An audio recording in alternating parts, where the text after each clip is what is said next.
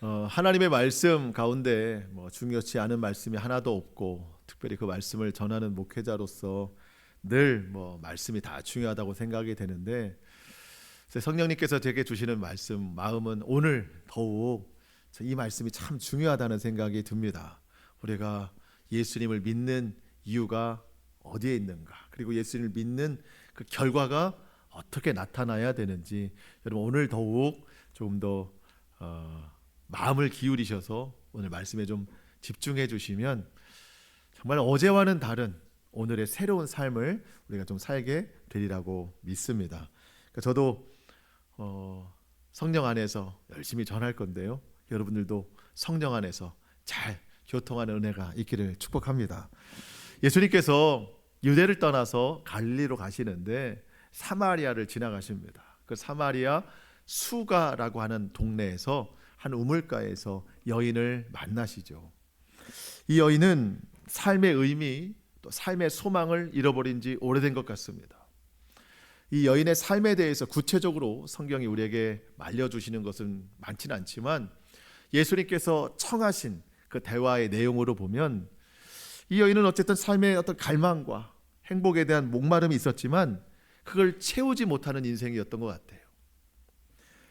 살아있으나 사는 것 같지 않아요. 우리 그럴 때 있죠. 사는 것 같지 않다. 근데 더 절망적인 것은 그 끝이 안 보인다는 거예요. 그런 절망과 낙심 가운데 살아가고 있는 한 여인, 그 여인에게 예수님 찾아오셨습니다. 예수님과의 만남을 통해 이 여인의 삶이 완전히 바뀌었습니다. 신앙생활을 오래 하신 분들은 다 아시겠지만, 여러분 예수님께서 이 여인을 만나고 그 여인에게 어떤 능력을 베푸신 것은 하나도 없어요. 그 여인에게 뭘 주신 것도 없고, 그 여인에게 안수해 주신 것도 없고, 병을 치료해 주신 것도 없어요. 아무것도 해 주신 게 없어요. 근데 왜 이렇게 놀랍게 변했느냐? 예수님과의 만남 자체에 능력이 있었다는 거예요. 예수님과의 만남이 구원이었고 예수님의 말씀이 소망이 되었다는 겁니다. 이 여인은 이제까지는 뭔가 채워져야 행복하고 뭔가 채워져야 만족이 있다고 생각했는데, 예수님을 만나고 나서는 그 만남 자체로서 예수님의 말씀으로써 그의 마음과 영혼이 채워지는 걸 느꼈어요. 상황이나 환경은 아무런 변화가 없습니다. 그런데 삶이 완전히 달라졌습니다. 이것이 예수님을 만난 능력이라는 거예요. 오늘 저와 여러분이 그 놀라운 능력, 그 놀라운 변화를 우리가 경험하기를 원합니다. 오늘 성경에 나오는 사마리아 이 여인, 결국 성령님께서 우리 자신이라고 말씀하시는 거예요. 예수님께서 그 어떤 것으로도 채움을 받지 못했던 그 여인을 찾아가시고 만나신 것처럼, 오늘도 허무한 인생 가운데, 공허 가운데 살아가는 저와 여러분을 오늘 예수님이 말씀으로 찾아와 주셨습니다. 그리고 영생하도록 솟아나는 샘물을 저와 여러분에게 주시리라고 믿습니다. 오늘 이 결과를 얻기 위해서 우리가 더욱더 말씀에 집중하고, 우리 중에 한 사람도 빠짐없이 정말 하나님 주시는 은혜와 능력을 경험할 수 있기를 축복합니다. 말씀을 좀 살펴보겠습니다. 먼저 1절 2절인데요. 예수께서 제자를 삼고 세례를 베푸시는 것이 유한보다 많다 하는 말을 바리새인들이 들은 줄을 주께서 아신지라. 예수께서 친히 세례를 베푸신 것이 아니요 제자들이 베푼 것이라. 자, 이 장면을 좀 설명을 드리겠습니다. 세례 요한이라고 하는 선지자가 광야에서 회개하라, 천국이 가까이 왔느니라 선포했더니, 그동안 누적돼서 우리가 들은 말씀 기억하실 거예요. 한 400년 만에 하나님의 말씀이 선포되니까 그 말씀에 갈급하던 사람들이 다 세례 요한에게 몰립니다. 몰려서 그 말씀을 듣고 세례를 받습니다. 바리새인들이 저 멀찌감치 지켜보면서 도대체 왜 저 사람에게 사람들이 몰려가나? 바리새인들은 늘 사람들이 자기들에게 몰려오기를 원했어요. 그러니까 자기들이 더 높임받고 인정받고 칭찬받는 것. 사실 바리새인들은 그게 어떤 생활의 양식이었습니다. 높임받는 것.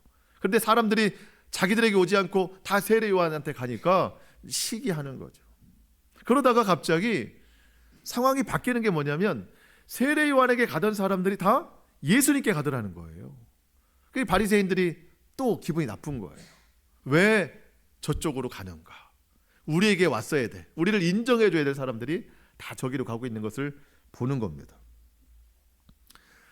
여러분, 진리에 관심이 없는 사람들은요, 누가 나보다 더 인기가 있는가? 누가 나보다 더 높임 받는가? 누가 나보다 칭찬받고 관심을 갖는가? 여기에만 관심이 있어요.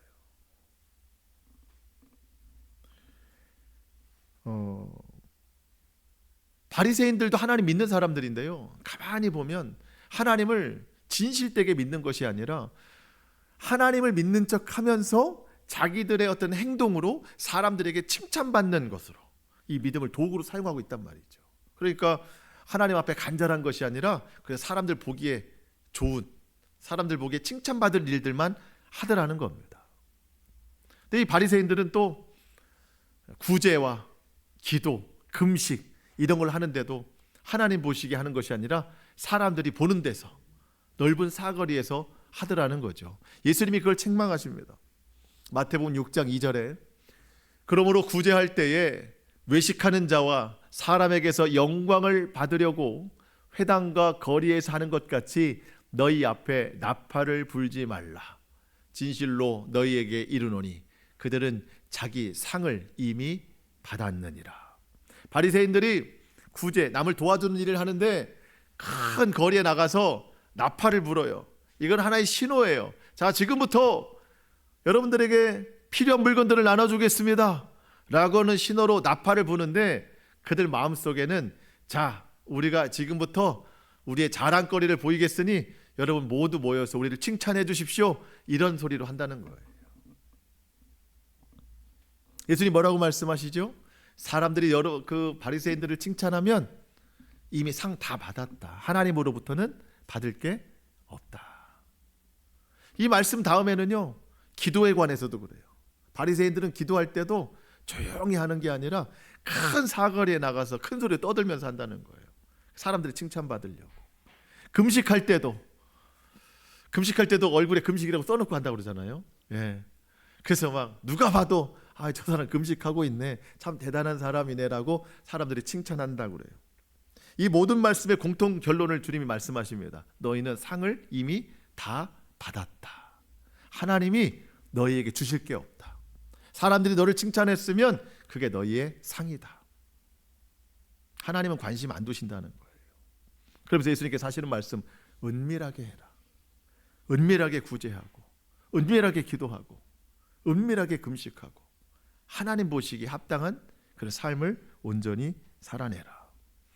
여러분, 우리도 가끔씩 마음에서 그 인정 욕구가 나올 때가 있어요. 칭찬 욕구가 나올 때가 있어요. 하나님보다 사람들의 시선을 더 주목할 때가 있어요. 그럴 때마다 여러분, 그런 생각 자체가, 그런 행동 자체가 얼마나 나에게 큰 손해인가. 사람들이 칭찬해주면 하나님이 주실 게 없대요. 얼마나 큰 손해예요. 그러니까 그런 마음이 들 때마다 이거를 절제해야 됩니다. 그러면서 마음속으로 이 외침을 꼭 해야 돼요. 여러분 한번 마음에 손을 얹고 좀 손을 얹어보세요. 손을 얹으시고 이렇게 얘기하는 겁니다. 나에게, 스스로에게 뭐라고 얘기하냐면 티내지 말자. 뭐라고요? 티내지 말자. 그렇게 하는 거예요. 뭐가 좀 올라오면 티내지 말자. 왜냐하면 티내면 하나님이 주실 게 없다. 하나님께 받을 게 없다. 얼마나 손해예요. 그러니까 티내지 말자. 이렇게 좀 결단하면서 하나님 보시기에 합당한 그런 신앙생활을 우리가 잘 해나가야 됩니다. 바리새인들이 예수님을 시기합니다. 바리새인들은 늘 예수님을 어떻게 하면 올무에 걸릴까, 어떻게 하면 잡아서 죽일까, 이 생각만 하는 사람들이에요. 예수님께서 그 자리를 피하셨대요. 바리새인들이 무서워서가 아니에요. 아직 하나님의 때가 아니기 때문이에요. 아직 십자가를 지실 때가 아니기 때문에 예수님은 자리를 피하셨습니다. 예수님은 스스로 하나님이시지만 하나님의 아들로서 이 땅에 오셨기 때문에 아버지의 뜻을 따라 행동하셨어요. 하나님의 때에 하나님의 뜻을 따라 하셨단 말이죠. 우리 본받아야 됩니다. 우리도 내 뜻대로 내가 하고 싶은 때 하는 게 아니에요. 하나님의 때에 하나님의 뜻을 따라 해야 되는데 사실 우리는 그 때와 뜻을 잘 몰라요. 모를 땐 어떻게 해야 돼요? 기도해야 돼요. 하나님, 내가 계획하는 이런 일들이 있는데, 내가 생각하는 일들이 있는데 이게 어느 때에 해야 될지, 하나님의 때는 어느 때인지 저에게 그 때를 말씀해 주시옵소서. 그리고 그 하나님의 때에 하나님의 뜻이 무엇인지 그걸 알게 하옵소서. 때와 뜻 두 가지를 늘 기도해야 됩니다. 하나님께서 반드시 알려주십니다. 그대로 하면은 실패가 없어요. 하나님이 함께 하시기 때문에. 자, 이제 본격적으로 예수님이 움직이시는데 여러분 3절로 6절입니다. 유대를 떠나서 다시 갈릴리로 가시는데, 자, 유대를 떠나셔서 갈릴리로 가시는데 4절 보니까 어디로 가시죠? 사마리아를 통과하여야 하겠는지라. 자, 세 지역이 나옵니다. 유대를 떠나 갈릴리로 가시는데 사마리아로 지나가십니다. 5절, 사마리아에 있는 수가라고 하는 동네에 이르시니 야곱이 그 아들 요셉에게 준 땅이 가깝고, 6절, 거기 또 야곱의 우물이 있더라. 예수께서 길 가시다가 피곤하여 우물 곁에 그대로 앉으시니 때가 6시, 지금 시각으로 말하면 정오 12시가 되었더라. 예수님께서 사마리아를 통과하여 가시는 것이요, 상식적이지 않습니다. 뭐 길을 가실 수 있겠지만 여러분, 유대인들, 여러분 사마리아에 대한 인식 많이 들어보셔서 아실 거예요. 유대인들은요, 사마리아 사람들하고는요 9절에 보니까 상종도 안 한대요. 사마리아 사람들은 부정하다고 생각하는 거예요. 그래서 그 사람들은 만나지도 않고 그 땅은 밟지도 않아요. 근데 이 이스라엘의 지도를 보면은요, 제가 늘 말씀드리지만 우리나라랑 좀 비슷해요. 우리나라가 이제 북한이 동쪽이 튀어나왔고 남쪽은 왼쪽으로 좀 튀어나왔잖아요. 그래서 이렇게 일자로 세우면 우리랑 비슷한데 맨 위쪽을 갈릴리 지역이라고 말해요. 이스라엘 지도에서 갈릴리 지역, 중간은 사마리아 지역, 맨 밑에는 유대 지역. 근데 예수님이 지금 맨 밑에 유대에서 맨 위 갈릴리로 가시는데 어디를 통과하신다고요? 사마리아로 통과하신다는 거예요. 보통 사람들은 가지 않아요. 부정하다고 생각해서. 그래서 보통 사람들은 오른쪽 요단강을 우회해서 갈릴리로 올라갑니다. 아주 먼 길을 돌아가요. 힘들지만 그게 의예요. 의. 나는 사마리아를 가지 않아. 나는 먼 길을 돌아가는 그렇게 말씀을 따르는 사람이야. 이렇게 생각한단 말이죠. 근데 예수님이 사마리아를 지나가신단 말이에요. 왜 사람들은 사마리아를 그렇게 저주하고 상종하지 않는가? 과거 이스라엘 역사로 보면 아수르라는 이방 나라가 이스라엘을 점령한 때가 있었습니다. 그래서 아수르 사람들이 이스라엘 땅에 와서 사는데 시간이 오래되다 보니까 이스라엘 사람들과 아수르 사람들이 통혼, 결혼을 해요. 거기에 낳은 자녀들이 계속 그 땅에 살게 되는 겁니다. 유대인들은 이방인들을 싫어해요. 하나님께서 우리 유대인만 선택한 백성이다 생각하셔서 순수 혈통을 계속 이어가기를 원했던 것이 유대인인데, 저 사마리아 사람들은 아수르라는 혈통이 섞인 혼혈 민족이라는 거예요. 이유야 어떻든 순전한 유대인이 아니고 혼혈된 유대인이다. 저들은 이방인과 똑같다. 순수 혈통을 지키지 않았다. 그런 사람들이 사마리아에 살고 있기 때문에 이 유대인들은 그 사마리아 사람들을 막 거의 경멸하다시피 하는 거예요. 상종하지 않는다. 그 길을 가지 않는데 예수님께서 그 길을 지나가신다는 거예요. 제자들은 말렸을 거예요. 주님, 그 길을 가면 안 되는 거 아닙니까? 근데 주님은 내가 그 사마리아를 통과해야 된다. 왜 그렇죠? 거기에 만날 사람이 있는 거예요. 거기에 구원받아야 될 한 영혼이 있는 거예요. 그가 오늘 사마리아 여인이고, 사실 더 넓은 범위로 보면 그가 우리예요. 우리를 만나러 예수님 찾아오신 거예요.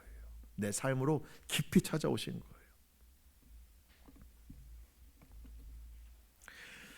수가라고 하는 동네, 그 우물가에서 소망 없는 한 여인을 만나셨잖아요.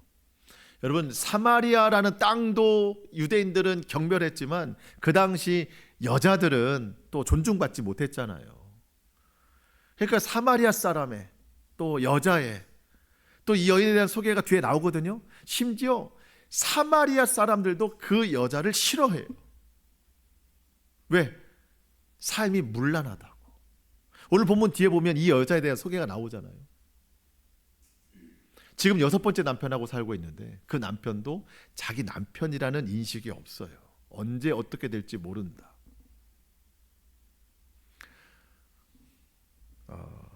사람들이 이 여인에 대한 좋지 않은 생각을 가지고 있어요. 소문이 좋지 않게 났단 말이죠. 사람들이 그 여인을 고운 시선으로 바라보지 않습니다. 관계가 단절됐어요. 그래서 이 여인이 지금 물을 떠러 나온 시간도 6시다. 우리 시간으로 보면 정오 12시. 여러분, 이스라엘 사마리아 땅은요 12시면 해가 가장 높아서 너무 더워서 사람들이 활동을 못합니다. 그때는 일도 안 해요. 여자들도 물을 떠러 가지 않아요. 근데 이 여인 혼자 물을 떠러 간 이유는 사람들과 마주치기 싫어서예요. 그렇게 단절된 여인입니다. 외로운 여인이에요. 아무런 소망이 없어요. 남편에게도 만족이 없고 삶에 만족이 없습니다. 그런 한 영혼에게 예수님이 찾아가신 거예요. 여러분, 예수님은 그런 사람들을 찾아가셔서 친구가 되십니다. 건강한 자에게는 의사가 필요 없고 병든 자에게라야 의사가 필요 있듯이 나는 의인을 부르러 온 것이 아니라 죄인을 부르러 왔노라. 화로운 사람을 부르러 온 것이 아니라 위축되고 소외된 이 여인과 같은 사람을 찾으러 오셨다.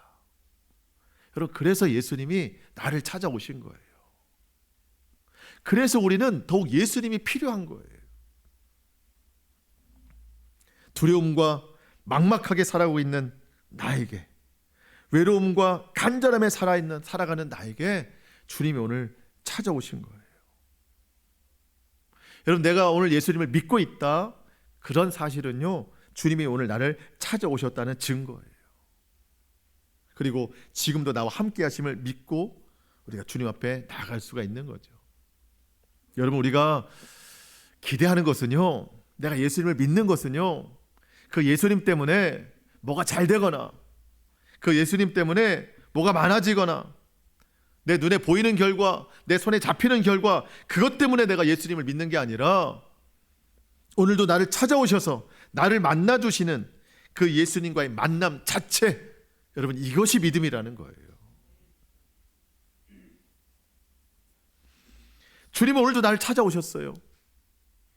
내 마음의 문을 열고 그분을 맞아들여야 되는 겁니다. 그것이 믿음이에요. 그럴 때 이 여인과 같이 놀라운 인생의 큰 변화를 우리가 경험할 수 있다는 거예요. 어떻게 그럴 수 있는가? 여러분, 우리는 분명하게 알게 될 것입니다. 자, 예수님께서 우물가에 계실 때 한 여인이 물을 기르러 나오죠. 아마 이 여인은 깜짝 놀랐을 거예요. 평상시 같으면 아무도 없어야 될 그 자리에 웬 유대인 남자가 거기 앉아 있는 겁니다. 피곤해 지쳐서. 자, 7절로 9절입니다. 같이 한번 읽어보겠습니다. 7절로 9절 시작.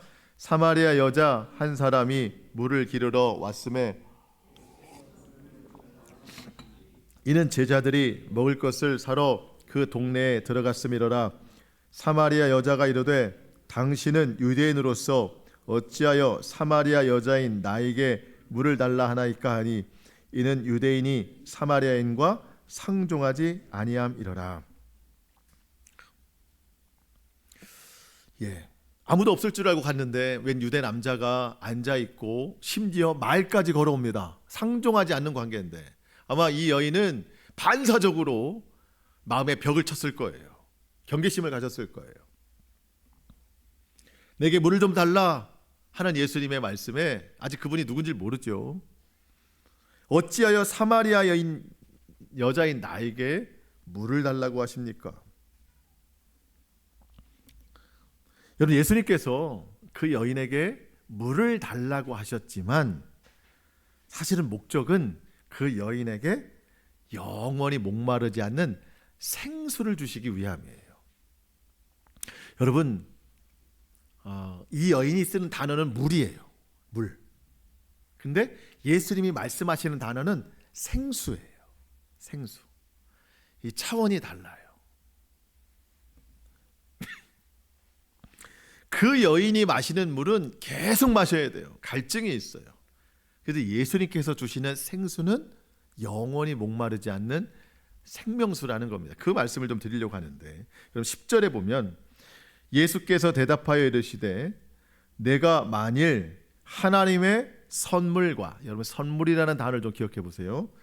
내가 만일 하나님의 선물과 또 내게 물을 좀 달라 하는 이가 누구인 줄 알았더라면 내가 그에게 구하였을 것이고 그가 생수를 내게 주었으리라. 예수님은 물을 구하러 오신 것이 아니라 선물을 주러 오셨대요. 선물을 주러 오셨어요. 그 선물이 바로 구원이라는 겁니다. 구원. 그 여인이 줄 수 있는 것은 물 조금이지만 예수님께서 주시는 것은 영원히 목마르지 않는 생수를 주신다는 겁니다. 자, 우리는 이 성경을 한글로 볼 때 도대체 이 말씀이 무엇인지 잘 알지 못하는 것처럼 이 여인도 지금 예수님이 하시는 말씀이 무슨 뜻인지 알지 못해요. 갑자기 유대인 남자가 말 걸더니 물을 좀 달라 하더니 그 말 뒤에 뭐라고 얘기하냐면 내가 하나님의 선물을 주는 내가 또 물을 좀 달라는 내가 누군지 알았더라면 오히려 네가 나한테 생수를 달라고 했을 것이다. 이 여인이 머리가 복잡해지는 거예요. 물을 달라는 얘기야, 물을 준다는 얘기야 도대체. 처음에는 달라고 하더니 뭘 준다고 자꾸 얘기하는데 가만히 생각하다가 정리했어요. 아, 물을 준다고 하는 건가 보다. 그럼 물을 좀 주시오.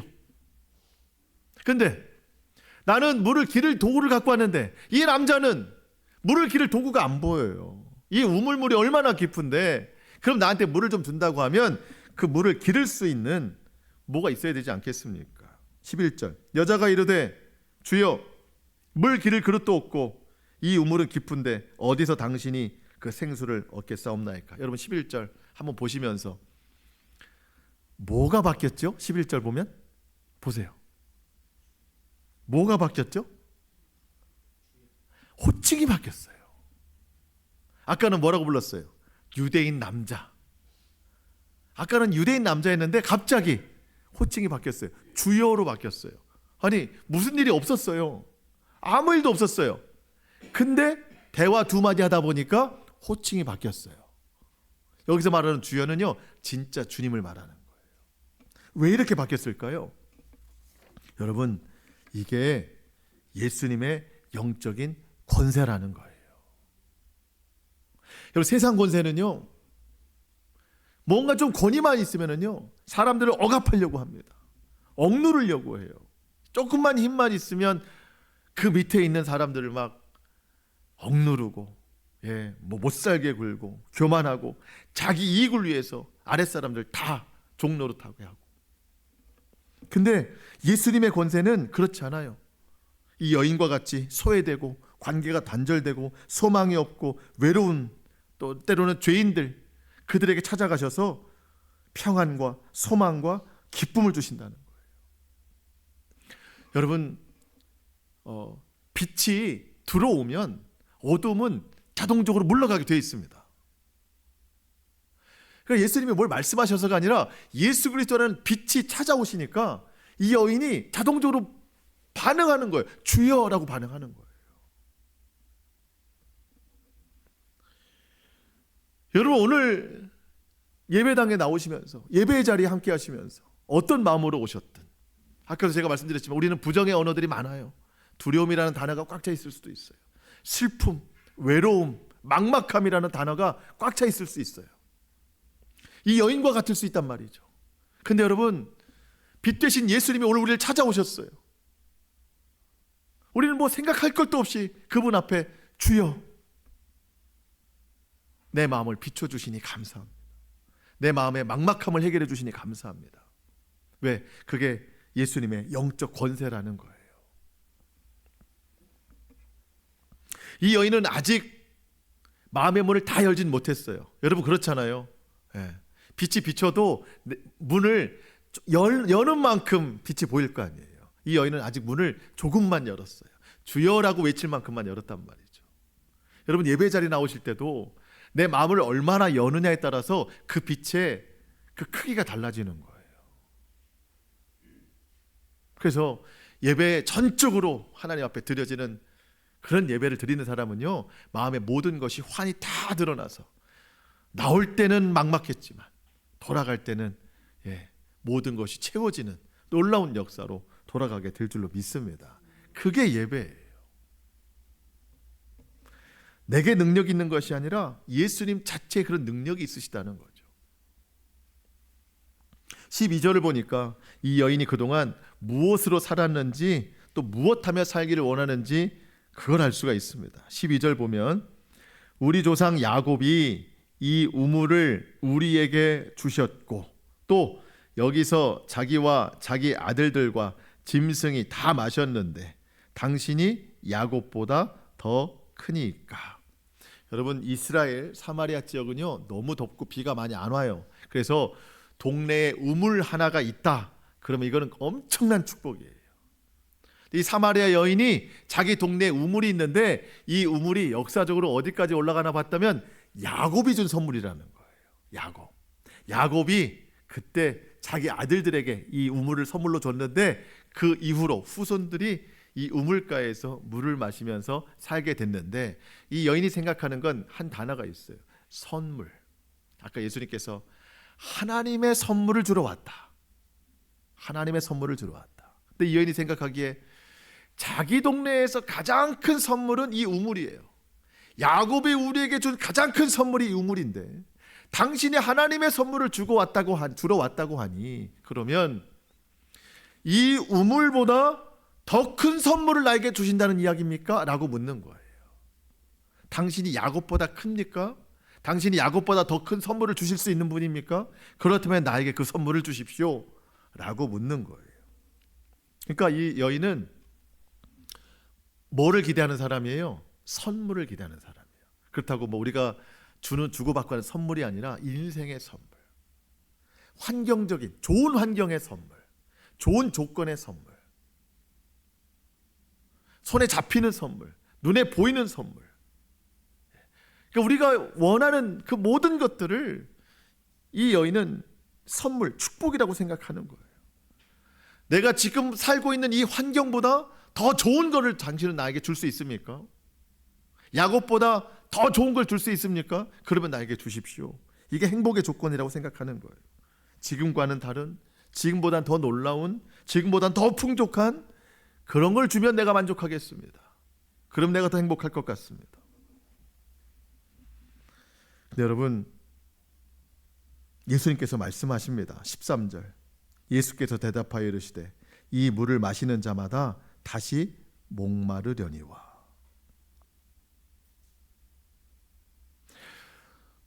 사람들은 행복의 조건을 직접적으로 언급한다면 돈이라고 생각해요. 돈이 많으면 행복하다. 그리고 건강하면, 성공하면, 권력이 있으면, 여러 가지 환경이 좋으면 행복하다, 만족하다 이렇게 생각을 한단 말이죠. 여러분, 돈은 나쁜 게 아닙니다. 돈은 있으면 좋고 많으면 더 좋죠. 돈 좋잖아요. 성공하면 얼마나 좋아요. 건강, 여러분 아픈 거 좋아하는 사람이 어디 있어요? 다 건강해야죠. 돈도 좋고 건강 좋고 성공 좋고 좋은 직장 다니는 거 다 좋죠. 근데 여러분, 예수가 없이 그것만 있으면 그것은 만족이 될 수 없다는 거예요. 이 물을 마시는 자마다 다시 목마르려니와. 비교를 해볼까요? 돈이라는 물이 있어요. 이 돈이라는 물을 마시는 자마다 그것으로 만족이 없다는 거예요. 여러분, 만족하는 부자 보셨어요? 더 가지려고 하지. 이 돈은 마셔도 해결이 안 된다는 거예요. 성공이라는 물을 마시는 사람은요, 만족이 없어요. 어느 정도 성공했으면 그 다음 성공을 향해 나아갑니다. 만족이 없어요. 여러분, 더 좋은 집, 더 좋은 환경, 여러분 만족 없습니다. 그 물을 마시는 자마다 더 갈증이 나고 더 넓은 곳, 더 높은 곳을 향해 갈급하게 되는 거예요. 근데 예수님이 말씀하십니다. 여러분 잘 들으셔야 돼요.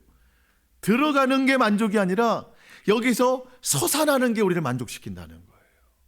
자, 마지막 13절, 14절 같이 읽겠습니다. 13절, 14절 시작.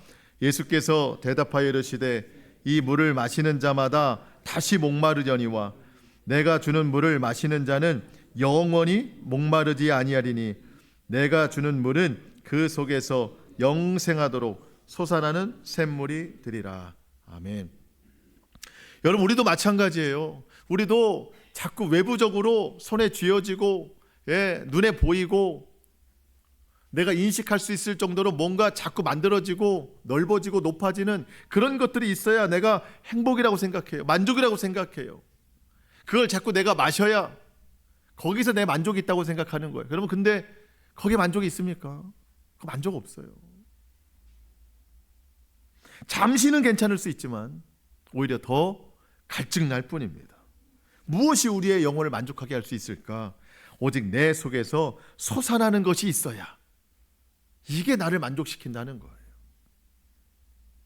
내 속에서 솟아나는 기쁨은 내 주변의 환경과 상황과 상관이 없어요. 아무것도 없어도 내 속에서 뭔가 솟아나는 기쁨이 있기 때문에 이거로 우리는 만족한다는 거예요. 이 솟아나는 영생하도록 솟아나는 샘물이 무엇인가? 바로 은혜요, 성령, 말씀이라는 겁니다. 이스라엘 사람들은요, 우리 그 육체의 배, 이게 이 배가 욕심의 상징이라고 생각했어요. 욕심의 상징. 그래서 배를 채우려고 많은 것을 집어넣는다고 생각했어요. 많은 걸 집어넣는다. 이 배에 채우면 그게 복받은 사람이다. 그게 아브라함의 복이요, 이스라엘의 복이요, 진짜 복된 사람이다. 채우는 게 복된 사람이다. 근데 예수님은 반대로 말씀하십니다. 채우는 게 복이 아니라 여기서 솟아나는 게 복이다. 말씀을 보겠습니다. 요한복음 7장 37절로 39절인데요. 명절 끝날 곧 큰 날에 예수께서 서서 외쳐 이르시되 누구든지 목마르거든 내게로 와서 마시라. 나를 믿는 자는 성경의 이름과 같이 그 배에서, 우리 육체 배에서 생수의 강이 흘러나오리라. 흘러나오리라. 목마른 사람들은 갖다가 집어넣어라 이게 아니에요.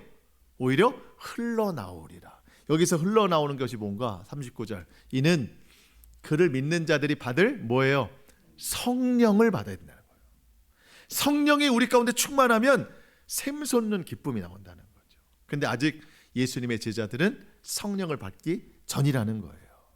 성령을 받지 않았으니까 여전히 배에다가 뭘 집어넣으려고 하는 육체의 만족만 누리려고 하는 거예요.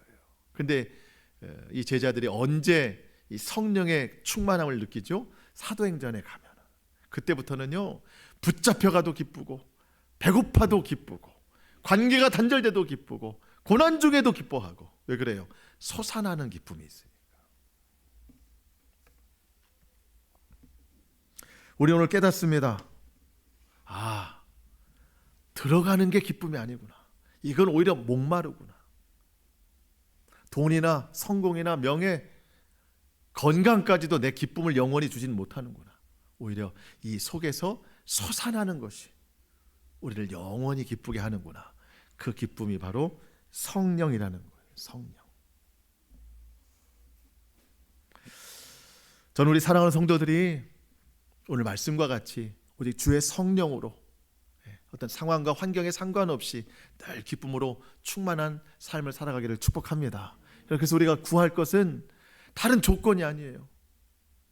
오직 성령. 자, 여러분 세례 요한 기억나실 거예요. 세례 요한 뭘 먹고 살았죠? 메뚜기와 석청을 먹고 살았습니다. 옷은 어땠어요? 낙타 털옷 하나 입고 살았어요. 남들이 보기에는요, 그냥 허름한 인생이에요. 그가 바랄 행복이라면 좋은 옷과 먹을 것과 살 집이었을 거예요. 그렇지만 세례 요한은 그런 걸 구하지 않았어요. 그는 행복했어요. 그는 만족했어요. 왜? 솟아나는 기쁨이 있으니까. 이 속에 예수 그리스도로 충만하니까. 그게 상관이 없었어요. 반대의 경우도 있습니다. 우리 지난 시간에 본 니고데모 3장에 보면 니고데모라고 하는 유대인의 한 지도자가, 또 이스라엘의 선생이라고 불리는 자가 밤중에 예수님 찾아왔어요.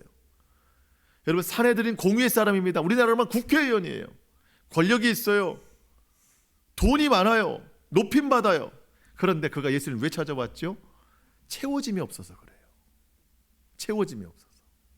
들어가는 거는 많지만 이 속에 공허하니까 예수님 찾아온 거예요. 오늘 본문에 나온 이 사마리아 여인과 그 니고데모, 환경적인 차이는 엄청나지만 그 속의 고공함은 똑같다는 거예요.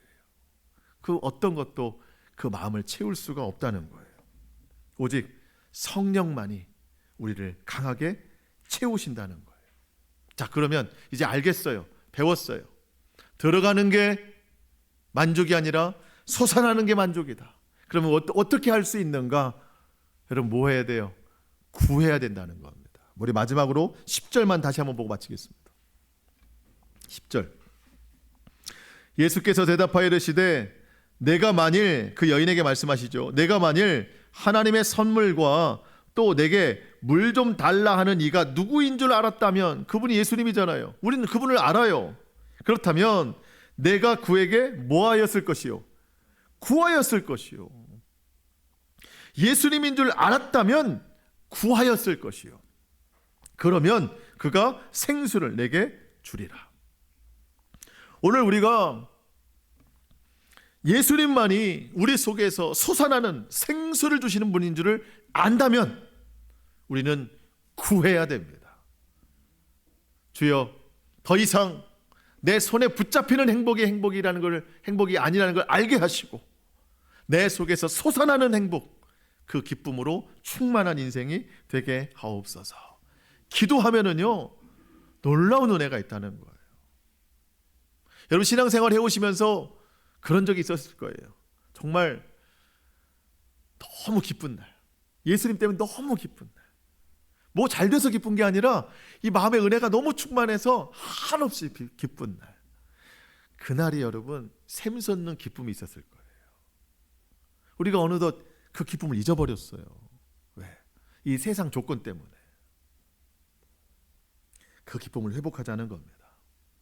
흘러넘치는 사람은요, 자기만 기쁘지 않아요. 왜? 흘러넘쳐서 그 넘치는 기쁨을 주변에 다 퍼뜨리고 살아갑니다. 여러분, 오늘 성경에 아까 유대인과 사마리아 사람들 서로 상종하지 아니하더라. 여러분, 표현이 좀 그렇지만 상종하지 않고 싶은 사람들이 있죠. 그런 사람들 많아요. 저 사람하고는 상종도 하기 싫어. 근데 여러분, 속에서 흘러넘치는 사람은요, 그 흘러넘침을 가지고 그 사람 찾아갑니다. 왜? 난 흘러넘치기 때문에.